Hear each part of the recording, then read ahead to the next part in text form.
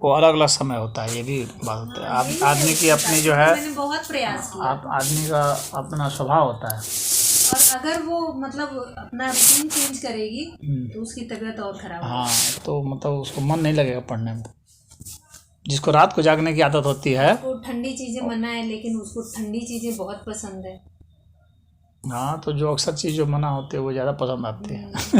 अभी आई थी, थोड़ा उस समय मौसम ठंडा नहीं था तो अपना सब फ्री माइंड ले रही थी, फिर उसका साइनस बढ़ गया था, तो डॉक्टर को दिखा के दवा दिलाया तो गया। वह जो एक प्राकृतिक रूटीन होता है, उस रूटीन से विपरीत जा रही है, तो जीवन में उसको बहुत कष्ट होगा। क्योंकि मुझे लगता है अभी भी कुछ दिन के लिए ठीक होगी, फिर हो जाता है। बॉम्बे गई वो तो अपना उसका शरीर का सब और बिगड़ गया ना, एमी ताना ये बाना कि बिगड़ हर गया। जगह एडजस्ट कर लेती है और बहुत अंदर से मजबूत है। वो मेरा थोड़ा थोड़ा लाइफ स्टाइल वो की है, जैसे योगा करना और काम हर जगह हर काम कर लेगी और कुछ भी खा लेगी। और ये थोड़ा सा चूजी है। और एक तो इन लोगों को ये है कि हर चीज़ नहीं खाना है, इससे फैट बढ़ेगा, तो ये है रोटी चावल दाल सब्जी बन गई सुबह तो नहीं वो नहीं खाना है, पहले हल्का खाएंगी लोग फिर वो खाएंगी, तो थोड़ा सा है।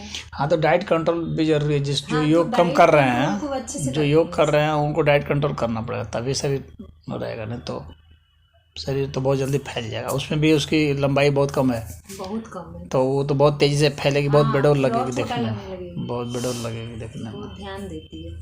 हाँ, और ये ग्रीन टी वगैरह ज़्यादा पसंद करती हैं सब, जैसे लेट नाइट तक जगती है तो आएगी एक मग पानी गर्म करेगी, उसमें डिप करेगी, एक वो डिप करने वाला आता है, हाँ, अपना लेके बैठ के उसको पिएगी, किसी दिन कॉफ़ी दूध ले लेगी।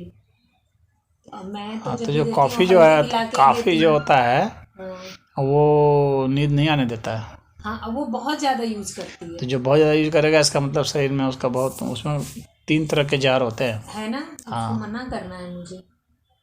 तो उसको यही इजी लगता है, आएगी और गर्मी में क्या करेगी, ठंडे दूध में मिला जब के। भी कॉफ़ी पिएंगे, फिर नींद का दुश्मन हो जाएगा। नींद जहाँ डिस्टर्ब हुआ तो शरीर में रोग हो जाना है, क्योंकि नींद ही है जो हमें रोग से बचाता है।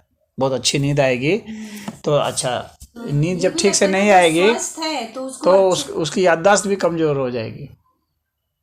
नींद जब नहीं आने लगेगी ठीक से ना, तो शरीर में स्ट्रेस हार्मोन बनता है। तो ऐसा नहीं है, मान लीजिए रात को जग रही है तो दिन में अपना सो के अपना मेकअप कर ले, इससे नहीं हो पाता है। दिन में भी सो सकती है जैसे, लेकिन अब फिर भी इतना ज़्यादा रात को नहीं जाग सकते, चाहे दिन में कितना भी सोए। तो वो 4 बजे तक नहीं जा सकते 3 बजे तो हद से हद आप जाग सकते हैं कितना, 1:30 बजे तक जागें, और 1:30 से 2 के बीच में सो जाएं।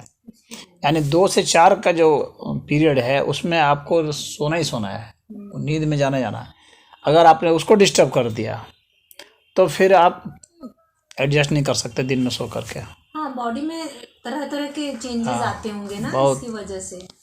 वो हम लोग का बायोलॉजिकल क्लॉक है वो, और वो जो पीरियड है दिन का 2 से 4 और तो रात का 2 से 4। आदत में हो गया है कि मुझे 10 बजे तक नींद आनी ही आनी है। अगर काम है तो मैं जबरदस्ती जग लूंगी, लेकिन वो मुझे पता चलने लगता है कि अब मुझे सोना है। 10 जब शरीर इंडिकेशन दे देता है तो उस समय तुरंत सो जाना चाहिए।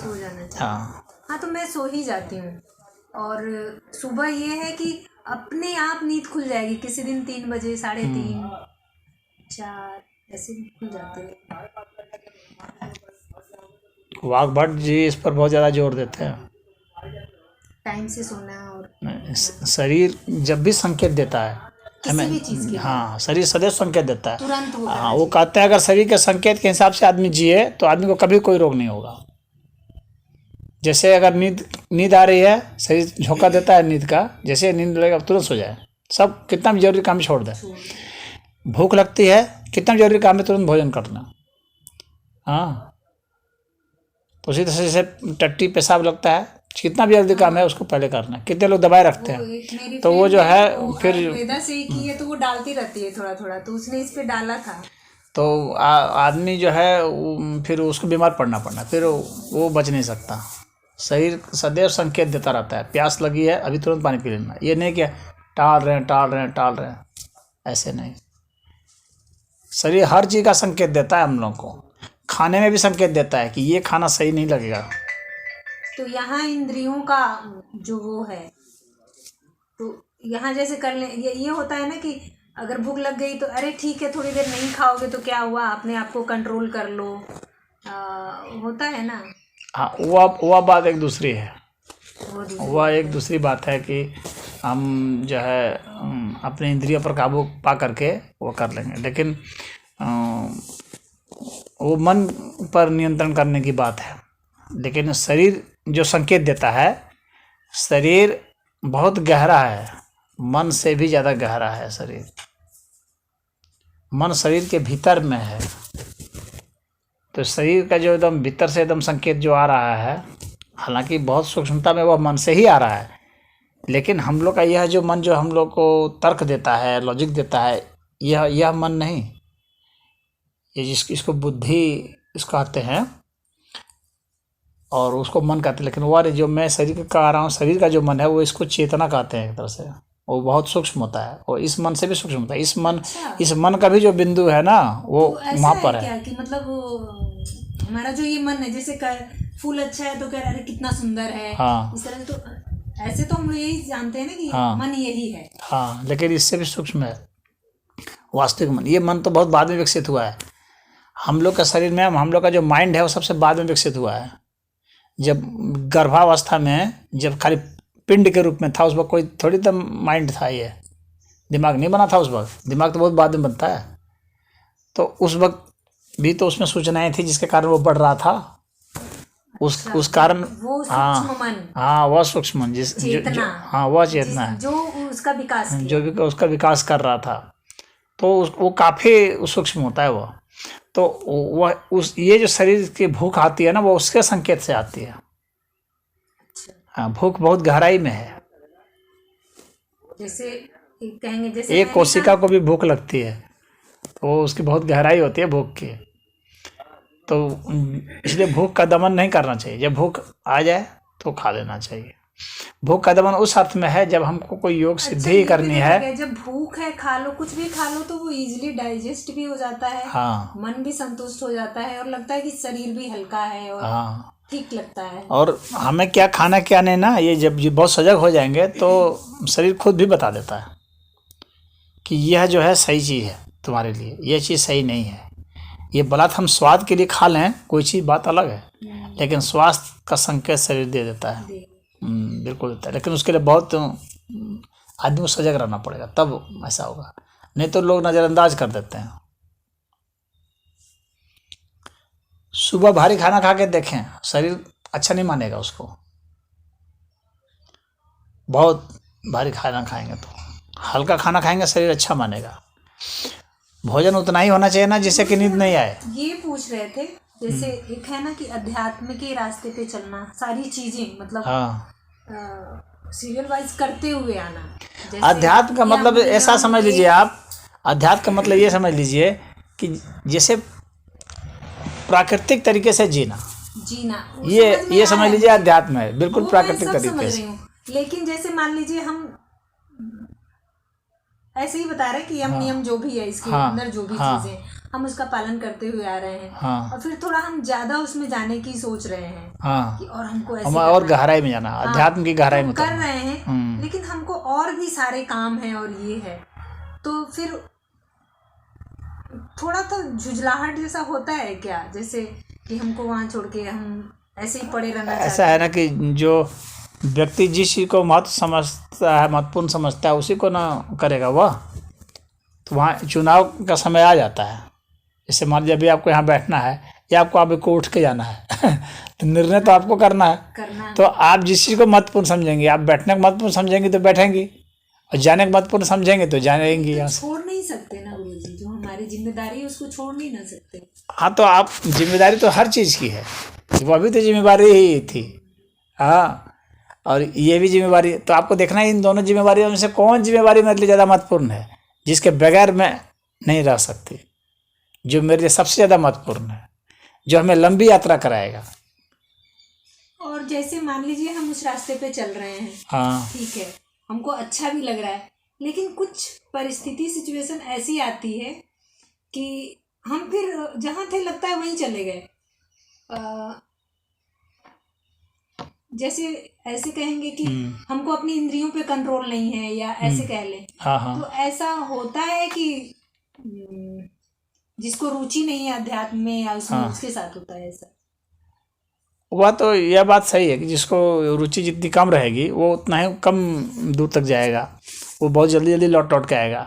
जब हमारा संसार के प्रति आकर्षण रहता है तो हम लौट के संसार में ही आते हैं, ज़्यादा समय हम इसी में देते हैं। और अगर हमारे अध्यात्म में रुचि होगी तो धीरे धीरे धीरे हम जो है तो हम मन की गहराइयों में उतरेंगे ना, तो हम तरंगों में उतर जाएंगे। जैसे म्यूजिक होता है, म्यूजिक में तरंगे होती हैं। वो तो है एक सामान्य लोग जो है ना म्यूजिक में देखिए क्या समझते हैं, एक तो है जो कि उसमें जो बोला जा रहा है वह भी एक म्यूजिक है, जो बजाया जा रहा है वह भी म्यूजिक है, जो बोला जा रहा है उसमें भी तरंगे ही है। लेकिन वहाँ शब्द हम लोग भाषा के हिसाब शब्द समझते हैं। तो इस वजह से हम लोग ये समझते हैं। अगर आप ऐसा वो कीजिए, कभी कभी सुन लीजिए, ऐसी भाषा सुनिए जिसको कि आप बिल्कुल नहीं जानते हैं। जैसे अफ्रीका की कोई भाषा है इस तरह का है जिसका शब्द का अर्थ कोई नहीं जानते हैं, या कुछ भी जो हम नहीं जानते हैं। अब उसका म्यूजिक सुनिए आप, और वो जो गा रहा है सुनिए, तो उससे वह आपके लिए अब सिर्फ तरंग है, क्योंकि वो शब्द आपके लिए नहीं है। भले वो शब्द बना रहा है अपने लिए, लेकिन चूंकि आप उस भाषा को नहीं जानते हैं तो अब आपके लिए वह सिर्फ तरंग है। तो जब उन सब तरंगों को हम जब सुनते हैं तो इसका मतलब दिमाग में हमारी तरंग तरंग तरंग तैर रही है। हम लोग जो कोई गतिविधि कर रहे हैं, हम लोग जैसा भी है ना, हम लोग पूरा तरंग के ही रूप में है। तो अध्यात्म में उस तरंग को ही महसूस करना होता है। इसीलिए म्यूजिक अध्यात्म में बहुत मदद करता है, क्योंकि हमको तरंग में उतरना है और तरंग ये आसानी से हमको पकड़ा दे रहा है। बाकी हम जो भी गतिविधि करते हैं ना, ये भी तो तरंग के अनुसार ही है। म्यूजिक जो है कुछ लोगों को पसंद है, कुछ लोगों को नहीं पसंद है। बहुत लोग उसको डीपली सुनते हैं, समझते हैं। और तो जिनको पसंद नहीं है, संगीत की जानकारी जिनको नहीं है, या जिसको रुचि नहीं है उसमें, अच्छा नहीं लगता जिनको, इसका मतलब है बहुत ज़्यादा सांसारिक है, स्थूल है। तो वैसे लोग जो है ना, जिनको कला में रुचि नहीं होती तो है, जैसे लगता है एकदम हम म्यूजिक सुनने के बाद सुनते रहो तो बहुत गहराई तक जाता है। मतलब लगता है कि उतना गहराई तक कुछ भी नहीं पहुंच रहा है, जैसे बहुत ही इमेजिन, बहुत अच्छा से वो उतारता है। हम अगर म्यूजिक को पकड़ लिया जाए तो हमें वो समाधि में आसानी से उतार सकता है। उसी तरह से जब हम ध्यान में बैठेंगे, अगर ध्यान में बैठ जाते हैं तो भी हम आसानी से उतर सकते हैं। सांस के जरिए, सांस की जो तरंग है उसके जरिए भी हम समाधि में उतर सकते हैं। या जब हम बहुत देर बैठते हैं, जब हमारे शरीर में दर्द की उत्पत्ति होती है, तो दर्द भी तरंग है। दर्द जो है ना एक वेव पैदा करता है, तो उस दर्द की तरंग को लेकर के उसमें उतर सकते हैं। दर्द उस संगीत की जो तरंग है ना, उससे भी ज़्यादा सूक्ष्म तरंग है दर्द। म्यूजिक की जो तरंग है उससे भी ज़्यादा सूक्ष्म है, क्योंकि ये जैविक तरंग है ये, और यह जो है हमारे पूरे प्राण शक्ति से जुटा हुआ है।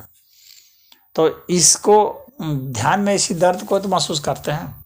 इस दर्द के तरंगों पर सवार होकर के हम लोग फिर चित्त की गहराई में उतरते हैं। टाइम मेरा जैसे 1 घंटा 1.5 घंटा बैठने के बाद जो दर्द स्टार्ट होता था, वो अभी मुझे लगता है कि 15-20 मिनट में शुरू हो जा रहा है। हाँ, तो वो ठीक है, वो पहले शुरू हो जा रहा था। अब बैठे रहिए, फिर पूरे शरीर में उसकी तरंग कौंधेगी, चमचम चमचम पूरा लहराएगी, खूरा गर्मी पूरे छिटेगी शरीर में। और उसकी जो गर्मी होती है, प्रेशर जो बिल्डअप होता है, तो लगता है कि कहीं ऐसा नहीं है कि कोई नस हमारी फट जाए या टूट जाए, ऐसा भय लगता है।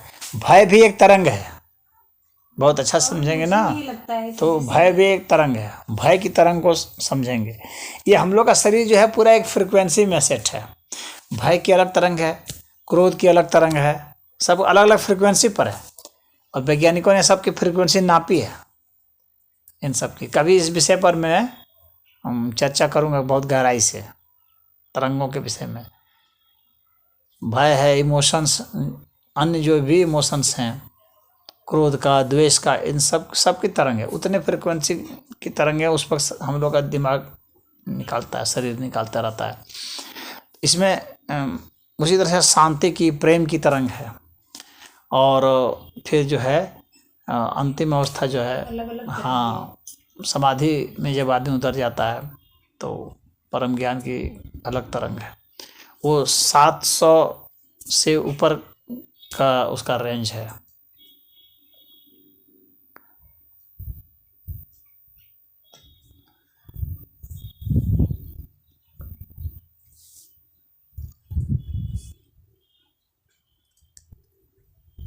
और जो ये मन की वृत्तियां हैं, तो ये इसका मतलब कई लेयर है, ऐसा है क्या? हाँ, मन का बहुत बहुत बड़ा रेंज है। बाह्य मन का, मध्य मन का, अंदरूनी मन का, पूरा एक बहुत बड़ा रेंज है। फील्ड है, एक तरह से समझ लीजिए, एक फील्ड है ये। जैसे चुंबक का एक क्षेत्र होता है, हाँ, उसी तरह से एक क्षेत्र है बहुत बड़ा।